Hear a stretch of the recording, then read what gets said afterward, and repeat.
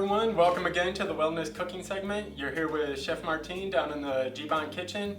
Today we're going to be making a quick little tuna antipasta dish. Now this dish we're going to use a lot of canned items that we have at home, just like some canned green beans, some canned tuna, some diced tomatoes, and to that we're going to be adding some fresh vegetables like some onion, some carrot, and some green pepper. And then we're just going to flavor it up with some bay leaves, some garlic, and a little bit of apple cider vinegar just to get it in there. So let's get ready and get to it. First things first, we're going to get our pot heating up a little bit just so it's nice and hot when we put the oil in. And we'll go ahead and get that oil in there.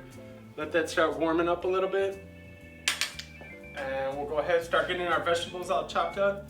And you know what, either a small onion or half a medium onion. Go ahead and get that chopped up.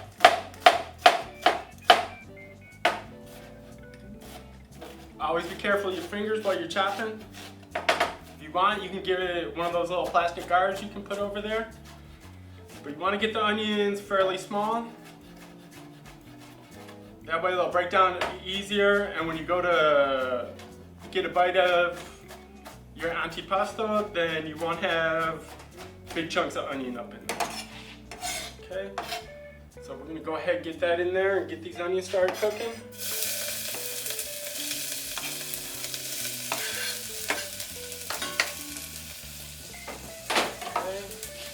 Get those stirred around a little bit.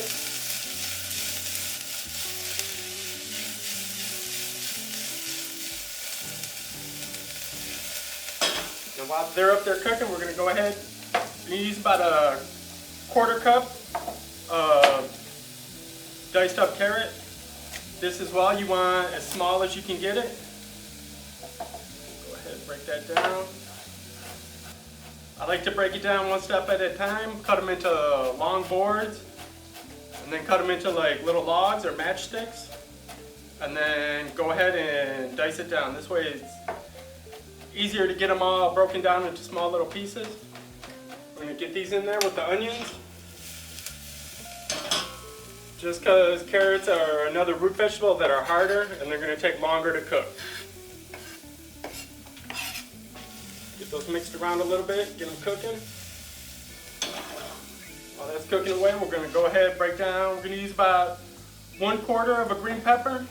So we'll go ahead, get the ribs out of there, shake out any extra seeds. And this as well, we're just going to cut down in long matchsticks or logs. Turn it sideways, go ahead, break them down again. Now this is a great dish, used a lot at parties. You can go ahead, make it ahead of time, freeze it, leave it in the refrigerator, and when you need it, just bring it back up to about room temperature, and you can go ahead and serve it. Okay, now we're ready here. Let's give this another stir up in here. So you can see the onions are starting to turn a little transparent. So now at this point we're going to go ahead and we're going to put our peppers in and our garlic. And then we're going to go ahead and we're going to throw in, I got 2 little bay leaves, but you can use 1 big one depending on how much you like the flavor. We want to get that in there and let those start cooking until you start smelling the garlic smell nice and brown. You know, really, after about a minute or so, you'll start getting that aroma of the garlic coming up off of here. Okay, so in the meantime, we're going to go ahead and use a can of tuna packed in water. You want to go ahead and get this opened.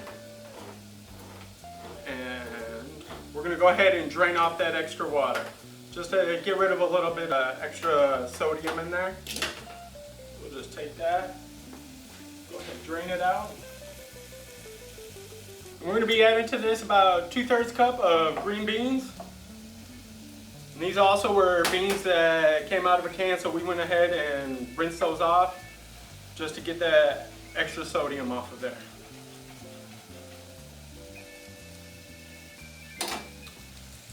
Come back over here now that garlic's really starting to smell, and you can smell some of the bay leaf aroma coming off of there. That's nice and good. Now at this point, we're going to go ahead, we're going to add our 2/3 cup of green beans. And then we'll throw in our tuna.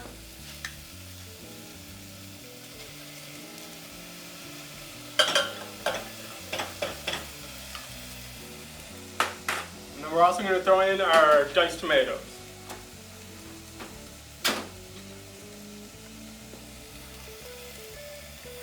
Those in there. And last but not least, we're going to put in our apple cider vinegar. That's going to give it a nice little zing to it. I'm going to go ahead and get this all stirred up and go ahead and start breaking up that tuna in there. There we go, we'll get that tuna mixed up and break it down. You really want to get that tuna broken down so you'll get that flavor mixed throughout the whole dish. So now once you get it to this point, you just want to go ahead, bring it up to almost boiling, and then turn it down so it gets a nice simmer to it. Okay. And then just go ahead and cook it on low for about 15 minutes till it really thickens up and all that flavor is nice and mixed through. So in the meantime, we're going to go ahead, we're going to serve this with just some homemade pita chips. So to do those pita chips, we're just going to go ahead and preheat our oven to about 400 degrees. And we'll just grab a whole wheat pita. Just go ahead, give it a nice little chop. Break it down into whatever shapes you want. I like triangles, so go ahead, break that into some nice triangles. And we'll go ahead, spread these out on a baking sheet. Now to that, what we're going to do is we're just going to spray a little bit of cooking spray. Use olive oil, vegetable oil, spray whatever you want. This way we can get just a little bit of oil on there and not have it dripping with oil and all that extra fat that we don't want. We'll give them a quick little spray. And on top, we're just going to season them up. Today we're going to season them up with some salt-free adobo that we made. We'll just go ahead and give that a little sprinkle on there. And then we're just going to go ahead and pop them in the oven for about 5-10 minutes, depending on how crispy you want them. Come back over here. Turn this down. And just let it cook up.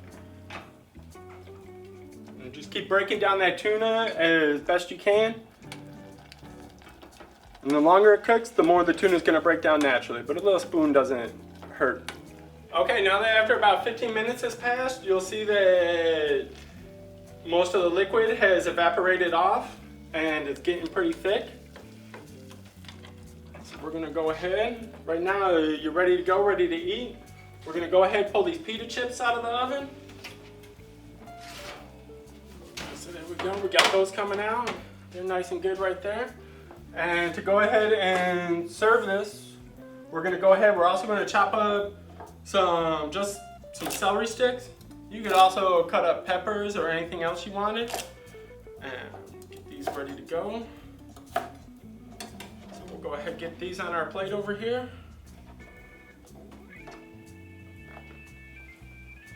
And then we'll toss some of the pita chips up on there.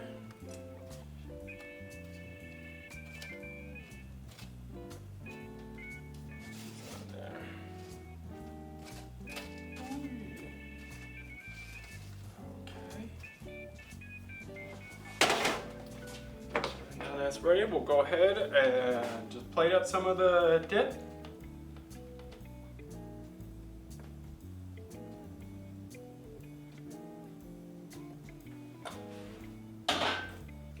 And there you go. You're ready to go. You got a nice, quick, easy little dish that you can go ahead and prepare, have ready for anytime you got company over, guests, a little party or something. You got a quick appetizer that you can plate up and serve to everybody. Nice and healthy. Have a great day.